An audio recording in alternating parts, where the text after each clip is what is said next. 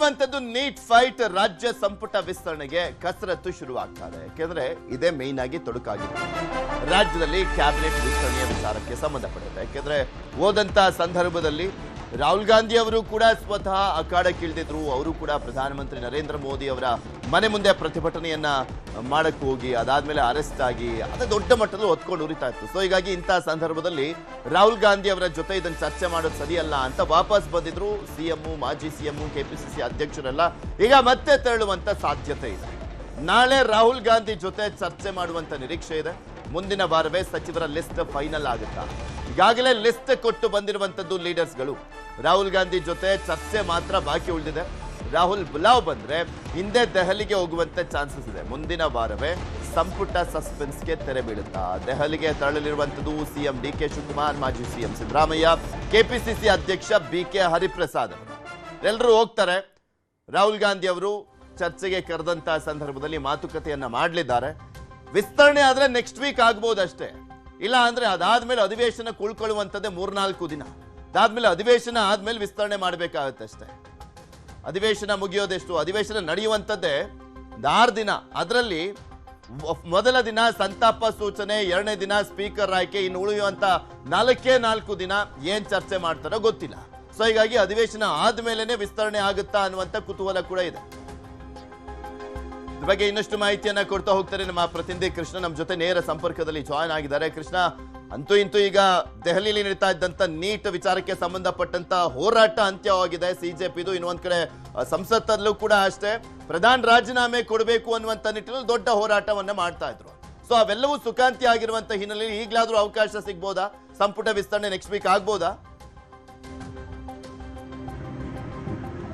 ಆ ರೀತಿಯಾದಂಥ ನಿರೀಕ್ಷೆ ಈಗ ಸಚಿವ ಸ್ಥಾನದ ಆಕಾಂಕ್ಷೆಗಳಲ್ಲಿರುವಂಥದ್ದು ಪೃಥ್ವಿರಾಜ್. ಆದರೆ ಹೈಕಮಾಂಡ್ ನಾಯಕರು ಯಾವ ರೀತಿಯಾಗಿ ಈಗ ಸ್ಪಂದಿಸ್ತಾರೆ ಅನ್ನುವಂಥದ್ದು ಈಗ ಕುತೂಹಲ ಕೆಡೆ ಮಾಡಿಕೊಂಡಿದೆ. ಈಗಾಗಲೇ ಒಂದಷ್ಟು ಅಂದರೆ ನೀಟ್ ಪರೀಕ್ಷೆ ಗೊಂದಲ ಏನಿತ್ತು, ಹೋರಾಟ ಕೂಡ ಇತ್ತು. ಆ ಕಾರಣಕ್ಕೋಸ್ಕರವಾಗಿ ಹೈಕಮಾಂಡ್ ನಾಯಕರೆಲ್ಲರೂ ಕೂಡ ಅದರ ಬಗ್ಗೆ ಗಮನ ಕೂಡ ಹರಿಸಿದ್ರು. ಹಾಗಾಗಿ ಸಚಿವ ಸಂಪುಟ ವಿಸ್ತರಣೆ ಬಗ್ಗೆ ಯಾವುದೇ ರೀತಿಯ ಅಂತಿಮವಾದ ನಿರ್ಣಯವನ್ನು ಕೈಗೊಂಡಿರಲಿಲ್ಲ. ಈಗ ಎಲ್ಲವೂ ಕೂಡ ಮುಕ್ತಾಯ ಆಗಿದೆ. ಇನ್ನೇನಿದ್ರು ಕೂಡ ರಾಜ್ಯ ನಾಯಕರು ಹೈಕಮಾಂಡ್ ನಾಯಕರನ್ನ ಮನವೊಲಿಕೆ ಮಾಡೋದ್ರ ಮುಖಾಂತರವಾಗಿ ಏನು ಸಮಸ್ಯೆ ಇದೆ ಅಂದರೆ ಖಾಲಿರ್ತಕ್ಕಂಥ 20 ಸ್ಥಾನಗಳನ್ನು ತುಂಬುವಂತ ನಿಟ್ಟಿನಲ್ಲಿ ಏನೆಲ್ಲ ಮನವೊಲಿಕೆಯನ್ನು ಮಾಡಬೇಕು ಆ ಒಂದು ಪ್ರಯತ್ನಕ್ಕೆ ಈಗಾಗಲೇ ಮುಂದಾಗಿರ್ತಕ್ಕಂಥದ್ದು. ಹಾಗಾಗಿನೇ ಮುಖ್ಯಮಂತ್ರಿ ಡಿಕೆ ಶಿವಕುಮಾರ್ ಅವರು ಇವತ್ತು ಚಿತ್ರದುರ್ಗ ಜಿಲ್ಲೆಯ ಪ್ರವಾಸವನ್ನು ಮುಗಿಸಿ ಸಂಜೆ ದೆಹಲಿಗೆ ಹೋಗುವಂತ ಸಾಧ್ಯತೆ ಇದೆ. ನಾಳೆ ರಾಜ್ಯದ ಸಂಸದರು ಮತ್ತೆ ರಾಜ್ಯಸಭೆ ಸದಸ್ಯರ ಸಭೆಯನ್ನು ಕೂಡ ಕರೆದಿರುವಂತದ್ದು. ಆ ಒಂದು ಸಭೆಯಲ್ಲಿ ಈಗಾಗಲೇ ಮುಂಗಾರು ಅಧಿವೇಶನ ಲೋಕಸಭೆ ಮತ್ತು ರಾಜ್ಯಸಭೆಯಲ್ಲಿ ನಡೀತಾ ಇದೆ. ಅಲ್ಲಿ ರಾಜ್ಯದ ವಿಚಾರಗಳ ಬಗ್ಗೆ ಆಗಿರ್ಬೋದು ಮತ್ತೆ ರಾಜ್ಯದ ನೀರಾವರಿ ಯೋಜನೆಗಳ ಬಗ್ಗೆ ಚರ್ಚೆ ಮಾಡೋದ್ರ ಮುಖಾಂತರವಾಗಿ ಒಂದಷ್ಟು ಸಲಹೆಗಳನ್ನು ಮತ್ತೆ ಕೇಂದ್ರ ಸರ್ಕಾರದಿಂದ ರಾಜ್ಯಕ್ಕೆ ಬರಬೇಕಾದಂತ ಅನುದಾನದ ವಿಚಾರವಾಗಿ ಸದನದಲ್ಲಿ ಯಾವ ರೀತಿಯಾಗಿ ಧ್ವನಿಯನ್ನು ಎತ್ತಬೇಕು ನಿಟ್ಟಿನಲ್ಲಿ ಸಂಸದರು ಮತ್ತು ರಾಜ್ಯಸಭೆ ಸದಸ್ಯರ ಜೊತೆಗೆ ಒಂದಷ್ಟು ಚರ್ಚೆ ಮಾಡೋದ್ರ ಮುಖಾಂತರವಾಗಿ ಒಂದಷ್ಟು ಸಲಹೆ ಸೂಚನೆಗಳನ್ನ ಕೊಡುವಂತ ನಿಟ್ಟಿನಲ್ಲಿ ಕೂಡ ನಾಳೆ ಸಂಜೆ ದೆಹಲಿಯ ಕರ್ನಾಟಕ ಭವನದಲ್ಲಿ ಸಭೆ ಕೂಡ ನಿಗದಿ ಆಗಿರುವಂತದ್ದು.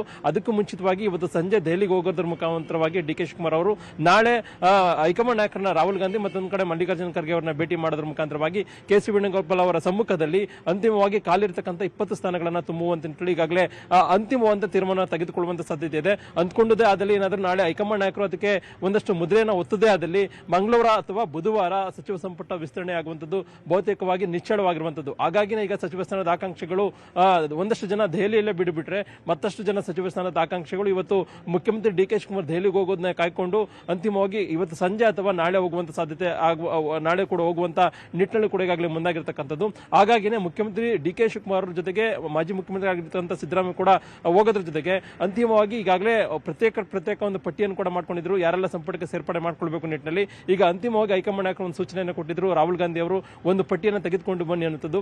ಹಾಗಾಗಿ ಈಗ ಸಿದ್ದರಾಮಯ್ಯ ಮತ್ತೆ ಡಿ ಕೆ ಶಿವಕುಮಾರ್ ಅವರು ಒಂದು ಚರ್ಚೆ ಮಾಡೋದ್ರ ಮುಖಾಂತರವಾಗಿ ಒಂದು ಪಟ್ಟಿಯನ್ನು ಕೂಡ ರೆಡಿ ಮಾಡ್ಕೊಂಡಿದ್ದಾರೆ 20 ಅಥವಾ 18 ಸ್ಥಾನಗಳನ್ನು ತುಂಬುವಂತ ನಿಟ್ಟಿನಲ್ಲಿ. ಹಾಗಾಗಿ ಆ ಒಂದು ಪಟ್ಟಿಗೆ ಹೈಕಮಾಂಡ್ ನಾಯಕರು ಎಷ್ಟು ಮಟ್ಟಿಗೆ ಒಲವನ್ನು ತೋರ್ತಾ ಇರುವಂತದ್ದು. ಈಗಾಗಲೇ ಹೈಕಮಾಂಡ್ ನಾಯಕರ ಮುಖಾಂತರವಾಗಿ ಒಂದಷ್ಟು ಜನ ಹಿರಿಯ ಶಾಸಕರು ಕೂಡ ಸಚಿವ ಸ್ಥಾನಕ್ಕೋಸ್ಕರವಾಗಿ ಬಹಳಷ್ಟು ಕಸರತ್ತನ್ನು ಮಾಡಿದರೆ ಮಲ್ಲಿಕಾರ್ಜುನ ಖರ್ಗೆ ಅವರ ಮುಖಾಂತರವಾಗಿ ಕೂಡ ಕಸರತ್ತು ಕೂಡ ಮಾಡಿರುವಂತದ್ದು. ಮತ್ತೊಂದು ಕಡೆ ಹೊಸದಾಗಿ ಗೆದ್ದಂತ ಶಾಸಕರು ಕೂಡ ಬಹಳಷ್ಟು ಪ್ರಯತ್ನವನ್ನು ಕೂಡ ಪಟ್ಟಿದ್ದಾರೆ. ಹಾಗಾಗಿ ಈ ಒಂದು 20 ಸ್ಥಾನದ ಸಚಿವ ಸ್ಥಾನದ ತುಂಬುವಂತ ಭರ್ತಿ ಏನಿದೆ ಅತ್ಯಂತ ಮಹತ್ವನ ಪಡ್ಕೊಂಡಿದೆ, ಸಾಕಷ್ಟು ಕುತೂಹಲಕ್ಕೆ ಎಡೆ ಮಾಡಿಕೊಂಡಿದೆ. ಯಾರಿಗೆಲ್ಲ ಸಿಗುತ್ತೆ ಅನ್ನುವಂಥದ್ದು ಈಗಿರ್ತಕ್ಕಂಥ ಪ್ರಶ್ನೆ. ಪೃಥ್ವಿರಾಜ್, ಧನ್ಯವಾದ.